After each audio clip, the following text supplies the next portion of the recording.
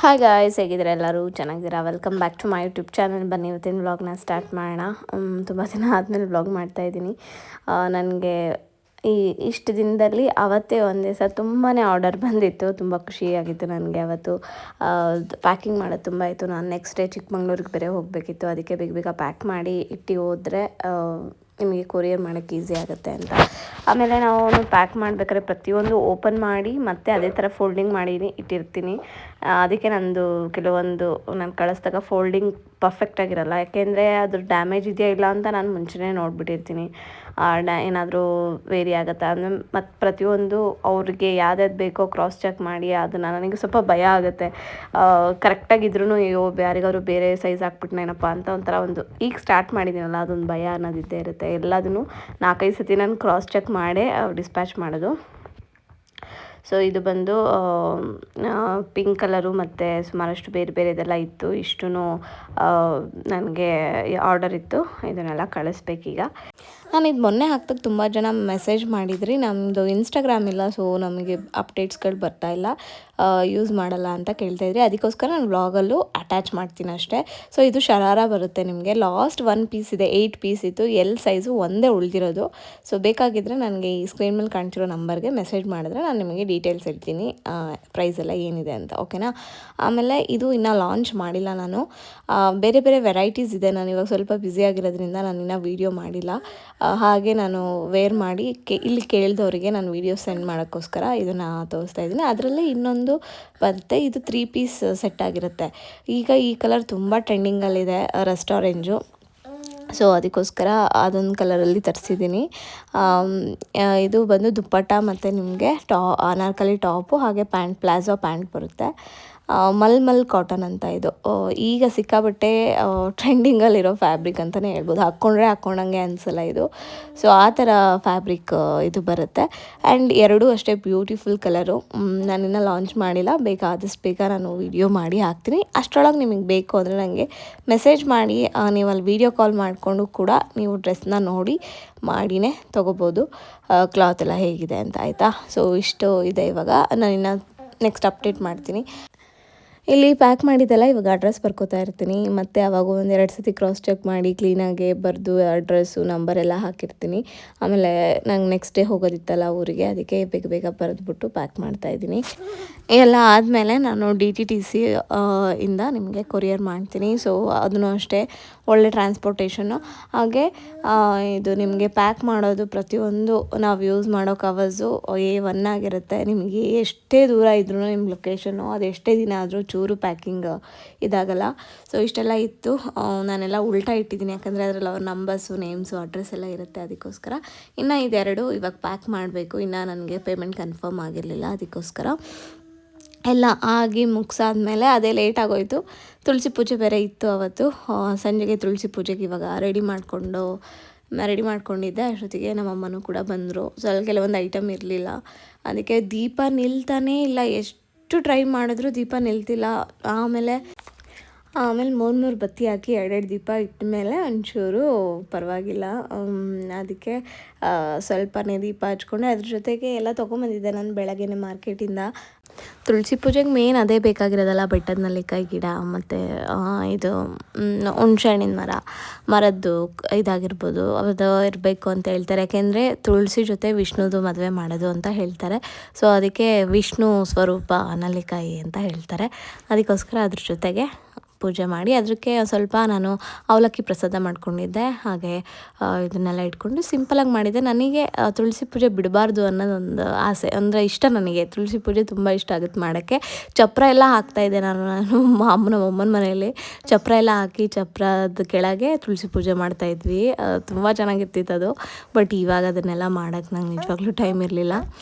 ದೀಪ ನಿಲ್ತಾನೆ ಇರಲಿಲ್ಲ. ನಾನು ಟ್ರೈ ಮಾಡ್ತಾನೇ ಇದ್ದೆ, ಅದು ದೀಪ ನಿಲ್ತಾ ಇರಲಿಲ್ಲ, ಹಚ್ಚೋಕ್ಕೆ ಆಗ್ತಿರಲಿಲ್ಲ, ಅಷ್ಟು ಗಾಳಿ ಇತ್ತು. ಇಷ್ಟೇ ಗೈಸ್, ನಮ್ಮ ಮನೇಲಿ ತುಳಸಿ ಪೂಜೆ ಇದೆಲ್ಲ ಆಗಿದ್ದು. ನಿಮ್ಮ ಮನೇಲೆಲ್ಲ ಹೇಗಾಯಿತು ಅಂತ ಕಮೆಂಟ್ ಸೆಕ್ಷನಲ್ಲಿ ಹೇಳಿ. ಆಮೇಲೆ ನಾವು ಅವತ್ತು ತುಂಬಾ ಪಟಾಕಿ ಉಳಿದಿತ್ತು, ಹೊಡೆದ್ವಿ. ಲಾಸ್ಟ್ ಟೈಮ್ ಮಾಡ್ಕೊಳಕ್ಕಾಗಿರಲಿಲ್ಲ ಪೂಜೆ. ನಾನು ಇದಿತ್ತು, ನನ್ನ ಸೀಮಂತ ಆಗಿ ಮಾರನೇ ದಿವಸಕ್ಕೆ ಬಂದಿತ್ತು ತುಳಸಿ ಪೂಜೆ. ಆವಾಗ ಮಾಡಿದ ನೆನಪು. ಲಾಸ್ಟ್ ಟೈಮ್ ನನ್ನ ಪೀರಿಯಡ್ಸ್ ಏನೋ ಇತ್ತು ಅಂತ ಮಾಡಿರಲಿಲ್ಲ. ಬಟ್ ಪ್ರತಿ ವರ್ಷ ಮಾಡ್ತೀವಿ ತುಳಸಿ ಪೂಜೆ ಮಾತ್ರ ಮಿಸ್ ಮಾಡಲ್ಲ. ಸಿಂಪಲಾಗಿ ಹೆಂಗಾಗುತ್ತೆ ನಮ್ಮ ಕೈಲಿ ಮಾಡೋಕ್ಕಾಗತ್ತೆ ಹಂಗೆ ಮಾಡ್ಕೋತೀವಿ. ಕೆಲವರು ತುಂಬ ಚೆನ್ನಾಗಿ ಮಾಡ್ತಾರೆ, ಇದಕ್ಕೆ ಹೋಳಿಗೆ ಎಲ್ಲ ಮಾಡಿ ಹಬ್ಬದ ಥರನೇ ಮಾಡ್ತಾರೆ ಗ್ರ್ಯಾಂಡಾಗೆ. ಸೊ ಈ ಥರ ನಾವು ಮಾಡ್ಕೊಂಡ್ವಿ. ಪಾಪು ತುಂಬ ಹೆದ್ರುಕೊಳ್ತಾ ಇದ್ಲು. ಅವಳಿಗೆ ಹೊಸ ಬಟ್ಟೆ ಎಲ್ಲ ಹಾಕಿ ಈ ಥರ ಪೂಜೆ ಮಾಡಿಸೋಣ ಅಂತ, ವೀಡಿಯೋ ಮಾಡ್ಕೊಳ್ಳೋಣ ಅಂತ ನಾನು ಅಂದ್ಕೊಂಡ್ರೆ ಮನೆಯಿಂದ ಹೊರಗೆ ಬರೋಕ್ಕೆ ರೆಡಿ ಇಲ್ಲ ಅವಳು. ಯಾಕೆಂದರೆ ನಮ್ಮ ಮನೆ ಹತ್ರ ಶಾರ್ಟ್ಸ್ ಹೊಡಿತಾಯಿದ್ರು, ಅದನ್ನು ನೋಡಿ ಹೆದ್ರುಕೊಂಡ್ಬಿಟ್ಲು ಅವಳು. ಅದಕ್ಕೇ ಸುಮ್ಮನೆ ಅವಳಿಗೆ ಇದು ಮಾಡೋದು ಬೇಡ ಅಂತ ನಾವೇ ಹೊಡೆದ್ವಿ ಪಟಾಕಿ. ಸುಮಾರಷ್ಟು ಹೊಡೆದ್ಬಿಟ್ಟಿತ್ತು ಪಟಾಕಿ ಈ ಸಲ. ಮತ್ತು ಅದನ್ನು ಹಾಗೆ ಇಟ್ಕೊಳ್ಳೋಕ್ಕಾಗಲ್ಲ ಮನೇಲಿ ಪಟಾಕಿನ, ಅದಕ್ಕೆ ನಾವೇ ಹೊಡೆದು ಹಾಕಿದ್ವಿ. ಅವಳು ಯೂಶ್ವಲಿ ಪೂಜೆ ಮಾಡೋಕ್ಕೆ ತುಂಬ ಇಷ್ಟಪಡ್ತಾಳೆ, ಬಟ್ ಊದಿನ ಕಡ್ಡಿ ಎಲ್ಲ ಹಂಗಂಗೆ ಬಿಸಾಕ್ತಾಯಿದ್ಲು. ಅವಳಿಗೆ ಭಯ ಆಗಿ ಮೇ ಬಿ ಮುಂದಿನ ವರ್ಷ ಅಷ್ಟೊತ್ತಿಗೆ ಸ್ವಲ್ಪ ಧೈರ್ಯ ಬಂದಿರ್ಬೋದು. ಆಮೇಲೆ ನೀವೆಲ್ಲ ಕೇಳ್ತಾ ಇದ್ರಿ ನನಗೆ, ಪಾಪು ಅಂದರೆ ಕೆಲವರು ಕಮೆಂಟ್ ಸೆಕ್ಷನಲ್ಲಿ ಕೇಳ್ತಿದ್ರಿ, ಪಾಪು ಸ್ವಲ್ಪ ತೆಳ್ಳಗಾಗಿದ್ದಾಳೆ ಅಂತ ಕೇಳ್ತಾಯಿದ್ರಿ. ಹೌದು, ಅವಳು ಸ್ವಲ್ಪ ತೆಳ್ಳಗಾಗಿದ್ದಾಳೆ ಈಗ. ಯಾಕೆ ಅಂದರೆ ಅವಳಿಗೆ ಸ್ವಲ್ಪ ನಾನು ಹಾಲು ಕೂಡ ಕಮ್ಮಿ ಮಾಡಿದ್ದೀನಿ, ಅಂದರೆ ಕಂಪ್ಲೀಟಾಗಿ ಕಮ್ಮಿ ಮಾಡಿದ್ದೀನಿ. ಇವಾಗ ಬಿಡಿಸ್ಬೇಕು ನಾನು, ಬಟ್ ತುಂಬ ನನಗೆ ಭಯ ಆಗ್ತಿದೆ ಹೆಂಗಪ್ಪ ಬಿಡಿಸೋದು ಅಂತ. ಇವಳಿಗೆ ಬಿಡಿಸೋದು ತುಂಬ ಅಂದರೆ ತುಂಬ ಕಷ್ಟ ಇದೆ. ಯಾಕೆಂದರೆ ಅವಳಿಗೆ ತುಂಬ ಇಷ್ಟ ಬ್ರೆಸ್ಟ್ ಫೀಡಿಂಗ್ ಮಾಡ್ಕೊಳ್ಳೋದು. ಎಷ್ಟೇ ತಿನ್ನಲಿ ಗೈಸ್, ಹೊಟ್ಟೆ ತುಂಬ ತಿನ್ನಲಿ, ಅವಳು 1-2 ಗುಡ್ಕಾದರೂ ಅವಳಿಗೆ ಕುಡಿಬೇಕು, ಆ ಥರ ಅವಳು ಆಗಿಬಿಟ್ಟಿದ್ದಾಳೆ. ಹೆಂಗೆ ಬಿಡಿಸೋದು ಅಂತಲೇ ಭಯ ಆಗಿಬಿಟ್ಟಿದೆ ನಮಗೆ. ತುಂಬ ಜನ ಅದ್ರದ್ದು ಕಳಿಸ್ತಾ ಇರ್ತೀರಾ, ಇದು ಕ್ರೀಮ್ ಚೆನ್ನಾಗಿದೆ, ಇದರಿಂದ ನಮ್ಮ ಪಾಪ ಬಿಡ್ತು ಅಂತ ಎಲ್ಲ.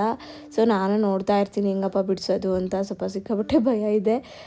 ದೀಪು ಇವಾಗಲೇ ಬೇಡ, ಇನ್ನೊಂದು ತಿಂಗಳು ನಾವು ಶಿಫ್ಟ್ ಆಗಿರ್ತೀವಿ, ಅವಳಿಗೂ 2 ವರ್ಷ ಕಂಪ್ಲೀಟ್ ಆಗುತ್ತೆ, ಆವಾಗ ಬಿಡಿಸೋಣ ಬಿಡು ಅಂತ ಅವ್ರು ಹೇಳಿದ್ರು. ಅದಕ್ಕೆ ಸುಮ್ಮನಾಗಿದ್ದೀನಿ ಅಷ್ಟೇ. ಊಟ ಮಾಡ್ತಾಳೆ ಚೆನ್ನಾಗೆ, ಬಟ್ ಎಷ್ಟೇ ಊಟ ಮಾಡಿದ್ರು ಮತ್ತು ಅಗೇನು ಒಂಚೂರಾದರೂ ಬೇಕು ಅವಳಿಗೆ, ಈ ಥರ. ಅದಕ್ಕೋಸ್ಕರ ಅಷ್ಟೇ. ಅದು ಬಿಟ್ಟರೆ ನನಗೇನು ಅವಳಿಗೂ ಅಷ್ಟೊಂದು ಯಪ್ಪ ಬಿಡಿಸ್ಬಿಟ್ರಣಪ್ಪ ಊಟನೇ ಮಾಡ್ತಿಲ್ಲ ಅನ್ನೋ ಥರ ಏನಿಲ್ಲ.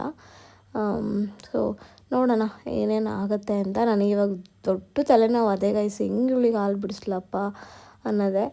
ಹಿಂಗೆ ಕೆಲವರು ಹೇಳ್ತಾರೆ, ನಾನು ಹಿಂಗೆ ಅಂದ್ಕೊಂಡಿದ್ದೆ ಧನ್ಯ, ಬಟ್ ಈಸಿಯಾಗಿ ಆಗೋಯ್ತು. ಇವನು ತುಂಬ ಕುಡಿತಾ ಇದ್ದ ನನ್ನ ಮಗಳಾಗಿರ್ಬೋದು. ಬಟ್ ಆ ಥರ ಮಾಡಿದ ತಕ್ಷಣ ಬೇಗನೆ ಬಿಟ್ಬಿಟ್ಟ, ಆಟ ಮಾಡಲಿಲ್ಲ. ಇವಳು ಹಂಗೆ ಆಗಿಬಿಟ್ರೆ ಸಾಕು. ಸೊ ನೆಕ್ಸ್ಟ್ ಡೇ ನಾವಿಲ್ಲಿ ಚಿಕ್ಕಮಂಗ್ಳೂರಿಗೆ ಹೋಗ್ತಾ ಇದ್ದೀವಿ, ಆಲ್ಮೋಸ್ಟ್ ಚಿಕ್ಕಮಂಗ್ಳೂರಿಗೆ ಬಂದಿದ್ದೀವಿ. ಸೊ ನೆಕ್ಸ್ಟ್ ಅಪ್ಡೇಟ್ಸ್ನ ನಾನು ನಿಮಗೆ ವ್ಲಾಗಲ್ಲಿ ಕೊಡ್ತೀನಿ. ಇವಾಗ ನಾವಿಲ್ಲಿ ಚಿಕ್ಕಮಂಗ್ಳೂರಿಗೆ ಬಂದಿರೋದು, ಶಿಫ್ಟ್ ಆಗಿಲ್ಲ ಇನ್ನು, ಇಲ್ಲಿ ಮನೆ ಹುಡ್ಕೋಕ್ಕೆ ಅಂತ ಬಂದಿದ್ದೀವಿ. ಸೊ ಇಲ್ಲೇ ದೀಪು ಫ್ರೆಂಡ್ ಮನೆಗೆ ಬಂದಿದ್ವಿ. ಇವಾಗ ಕೆಲವೊಂದು ಮನೆನ ನೋಡೋಕ್ಕೆ ಹೋಗ್ತಾ ಇದ್ದೀವಿ. ಅಪ್ಡೇಟ್ಸ್ಗಳನ್ನ ನಾನು ನಿಮಗೆ ಕೊಡ್ತಾ ಇರ್ತೀನಿ. ವ್ಲಾಗ್ ಹೀಗೆ ಕಂಟಿನ್ಯೂ ಆಗುತ್ತೆ, ಬನ್ನಿ. ಬಟ್ ನಾನು ಇದರಲ್ಲಿ ಫಿಕ್ಸ್ ಆಗಿರೋವಂಥ ಮನೆ ಏನು ತೋರಿಸ್ತಾ ಇಲ್ಲ. ಹಾಗೆ ಒಂದು ಮನೆಗೆ ಹೋಗಿದ್ದೆ, ಅದನ್ನು ವೀಡಿಯೋ ಮಾಡ್ಕೊಂಡಿದ್ದೆ. ಬಟ್ ಈ ಮನೆಗೆ ನಾವು ಹೋಗ್ತಾ ಇಲ್ಲ. ಬಟ್ ಅದೇ ಏನು ಪ್ರಾಬ್ಲಮ್ ಆಗ್ತಾಯಿತ್ತು ಅಂದರೆ, ನಮಗೆ ಮನೆ ತುಂಬ ಚೆನ್ನಾಗಿರ್ತಿತ್ತು ನೋಡೋಕ್ಕೆ. ಈ ಥರ ವಾರ್ಡ್ರೋಬ್ಸ್ ಇಲ್ಲ ನೋಡಿ, ರೂಮಿಗೆ ವಾರ್ಡ್ರೋಬ್ಸ್ ಇರಲಿಲ್ಲ. ಬಟ್ ನಮಗೆ ಮೇನ್ಲಿ ವಾರ್ಡ್ರೋಬ್ಸ್ ಬೇಕಿತ್ತು. ಸೊ ನಾನು ನಿಮಗೆ ಹೇಳ್ತೀನಿ ಏನೇನೆಲ್ಲ ಆಯಿತು ಅಂತ. ಆಮೇಲೆ ಶಿವಮೊಗ್ಗ ಬಂದು ಮನೆಗೆ ಬಂದು ಮಲ್ಕೊಂಬಿಟ್ಟೆ. ನಾನೇನು ವೀಡಿಯೋ ಮಾಡಲಿಲ್ಲ. ನೆಕ್ಸ್ಟ್ ಡೇ ಎದ್ದು ನಾನು ಒಬ್ಬಳಿಗೆ ಅಂತ ತುಂಬ ಹಾಲು ಮಿಕ್ಕಿತ್ತು, ಅದಕ್ಕೋಸ್ಕರ ವೈಟ್ ಸಾಸ್ ಪಾಸ್ತಾ ಮಾಡ್ಕೊಂಡಿದ್ದೆ. ಸಕ್ಕತ್ತಾಗಿರುತ್ತೆ. ನಾನಂತೂ ತುಂಬ ಸಾಸ್ ಮಾಡ್ಕೊಂಡು ತಿಂತೀನಿ. ಈ ಥರ ಎಲ್ಲ ನಮಗೆ ರೆಸ್ಟೋರೆಂಟು ಹೋಟ್ಲಲ್ಲಿ ಕೊಡೋಲ್ಲ, ಅದಕ್ಕೋಸ್ಕರ ಚೆನ್ನಾಗೆ ಮಾಡಿಕೊಂಡು ತಿಂತೀನಿ. ನಮ್ಮ ಪಾಪಗೂ ತುಂಬ ಇಷ್ಟ ಆಗುತ್ತೆ ಇದು. ಸೊ ವೀಟ್ ಇದಂದರೆ ಆರಾಮಾಗಿ ಕೊಡ್ಬೋದು ಮಕ್ಕಳಿಗೆ, ಏನು ತೊಂದರೆ ಇಲ್ಲ. Welcome back guys. ಚಿಕ್ಕಮಂಗ್ಳೂರಲ್ಲಿ ನಾನು ಏನೂ ವ್ಲಾಗ್ ಮಾಡ್ಕೊಂಡಿಲ್ಲ, ಚೂರು ಮಾಡ್ಕೊಂಡಿಲ್ಲ. ಯಾಕೆ ಅಂತಂದರೆ ಅಲ್ಲಿ ಮನೆ ನೋಡೋದೇ ಆಗ್ತಾಯಿತ್ತು.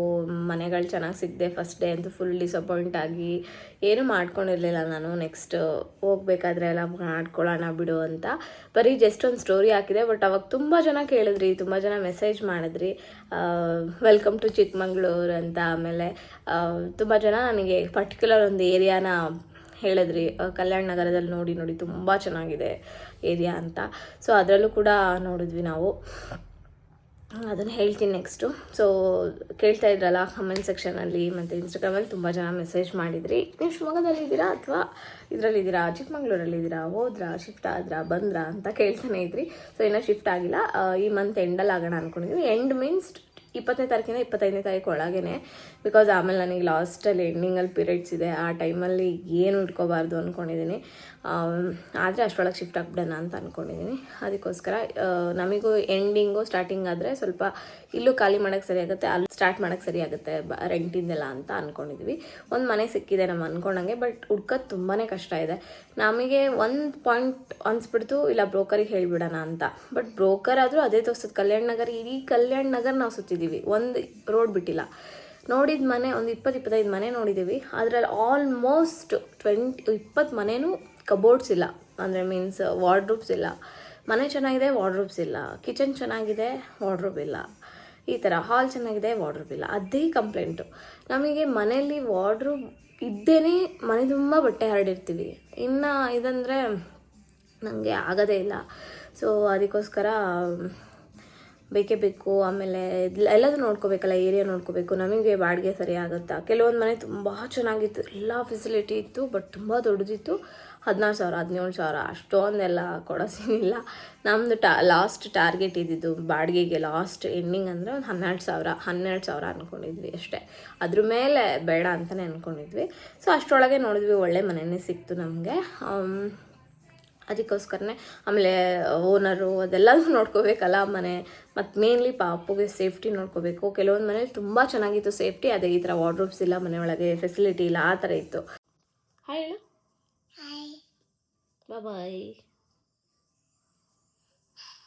ಪಾಸ್ತಾ ತಿಂತಾವಳೆ. ಏನದು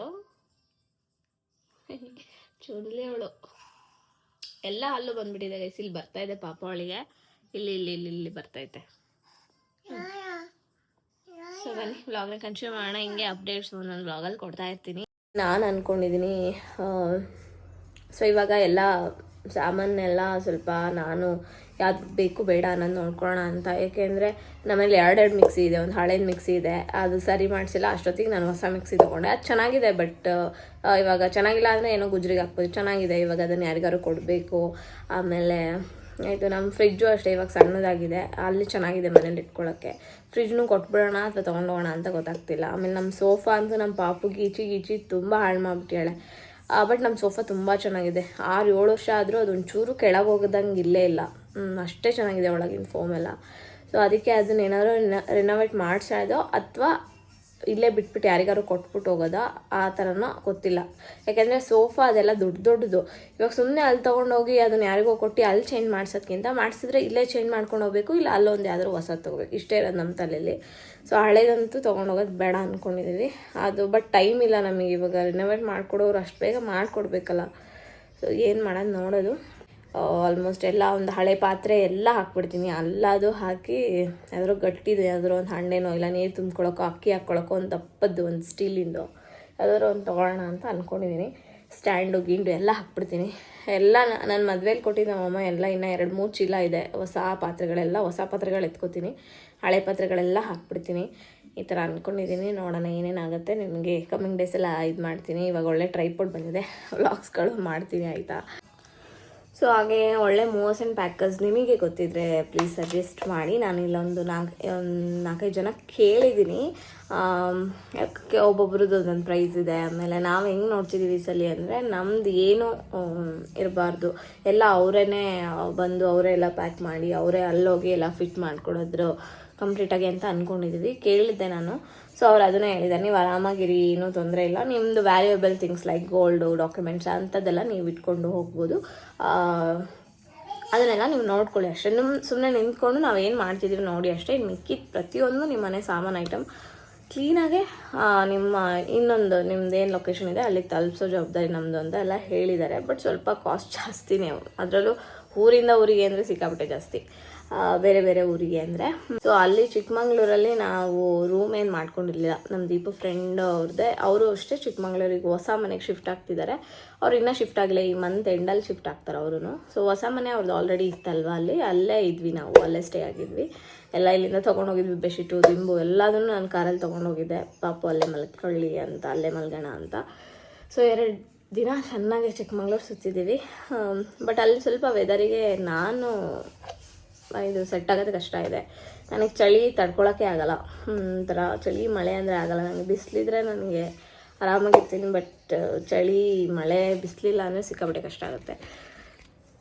ಸೊ 2 ದಿವಸ ಫಸ್ಟ್ ಡೇ ಅಂತೂ ಫುಲ್ ಚಳಿ ಆಗ್ತಿದೆ. ಸಂಜೆ 4 ಗಂಟೆಗೆ ಚಳಿ ಆಗ್ತಿದೆ, ಬಿಸಿಲಿದೆ, ಚಳಿ ಆಗ್ತಾಯಿದೆ, ಹಂಗಾಗ್ತಿದೆ. ಅಲ್ಲಿ ತಣ್ಣು ಗಾಳಿ ಬರ್ತಾ ಇರುತ್ತೆ ಈ ಥರ. ಸೊ ನೋಡೋಣ, ನೆಕ್ಸ್ಟ್ ಎಲ್ಲ ನಿಮಗೆ ಅಪ್ಡೇಟ್ ಮಾಡ್ತೀನಿ. ಅಷ್ಟೇ ಗೈಸ್ ಇವತ್ತಿನ ವ್ಲಾಗು. ಮತ್ತು ಇದ್ರದ್ದು ಡ್ರೆಸ್ಸಿಂದು ಕೇಳ್ತಾ ಇದ್ರಿ ಅಲ್ವಾ ನೀವು. ನನಗೆ ಡ್ರೆಸ್ಸಿಂದು ಈ ನಂಬರ್ಗೆ ಮೆಸೇಜ್ ಮಾಡಿ, ಬೇರೆ ಬೇರೆ ಕಲೆಕ್ಷನ್ಸು ನಿಮ್ಮ ಒಂದು ವಾಟ್ಸಪ್ ನಂಬರಿಗೆ ನಾನು ಕಳಿಸ್ತೀನಿ. ಎಲ್ಲದೂ ಮಾಡೋಕ್ಕಾಗಲ್ಲ ನನಗೆ ವಿಡಿಯೋ ಇವಾಗ ಸದ್ಯಕ್ಕೆ. ಈ ಮಂತಂತೂ ಸಿಕ್ಕಾಪಟ್ಟೆ ಕಷ್ಟ ಇದೆ. ಬಟ್ ಇನ್ನೊಂದು ನನ್ನ ಹತ್ರ 4-5 ಡ್ರೆಸ್ಸಿನ ಸ್ಟಾಕ್ಸ್ ಇದೆ. ನೀವು ಹಾಕಿದ್ರೆ ಮೆಸೇಜು ಅದರಲ್ಲಿ ಸಿಗುತ್ತೆ. ಮತ್ತು ಎಲ್ಲ ನಾನು ಒಂದೊಂದು ಪೀಸಲ್ಲಿ, ಒಂದೊಂದು ಇದರಲ್ಲಿ ಪರ್ಟಿಕ್ಯುಲರ್ ನಾನು ಇವಾಗ ಸ್ಟಾರ್ಟ್ ಮಾಡಿರೋದ್ರಿಂದ ಎಲ್ಲ 2 ಪೀಸ್ ತರಿಸಿರ್ತೀನಿ. 8 ಪೀಸ್ ಇರುತ್ತೆ, ಇಲ್ಲ 6 ಪೀಸ್ ಇರುತ್ತೆ, ಈ ಥರ ಇರುತ್ತೆ ನನ್ನ ಹತ್ರ. ಸೊ ನೀವು ಪರ್ಟಿಕ್ಯುಲರ್ ಅದನ್ನು ಕೇಳಿದಾಗ ಖಾಲಿ ಆಗ್ಬಿಟ್ಟಿರುತ್ತೆ ನನಗೆ. ಸೊ ಅದಕ್ಕೆ ಆದಷ್ಟು ಬೇಗ ವೀಡಿಯೋ ಹಾಕಿದ ತಕ್ಷಣ ಇನ್ಕ್ವೈರಿ ಮಾಡಿ, ನಿಮ್ಗೆ ಇಷ್ಟ ಆದರೆ ನೋಡಿ ಇದು ಮಾಡಿ ಮಾತಾಡಿ ತೊಗೊಳ್ಳಿ, ಆಯಿತಾ. ಸೊ ಅಷ್ಟೇ ಇವತ್ತಿನ ವ್ಲಾಗು ಇಲ್ಲಿಗೆ ಎಂಡ್ ಮಾಡ್ತೀನಿ. ಈ ವ್ಲಾಗ್ ಇಷ್ಟ ಆಗಿದೆ ಪ್ಲೀಸ್ ಒಂದು ಲೈಕ್ ಮಾಡಿ, ಶೇರ್ ಮಾಡಿ, ಕಮೆಂಟ್ ಮಾಡಿ. ಹಾಗೆ ನನ್ನ ಚಾನಲ್ಗೆ ಸಬ್ಸ್ಕ್ರೈಬ್ ಮಾಡಿಕೊಂಡು ವೀಡಿಯೋಸ್ ನೋಡಿ, ಆಯಿತಾ.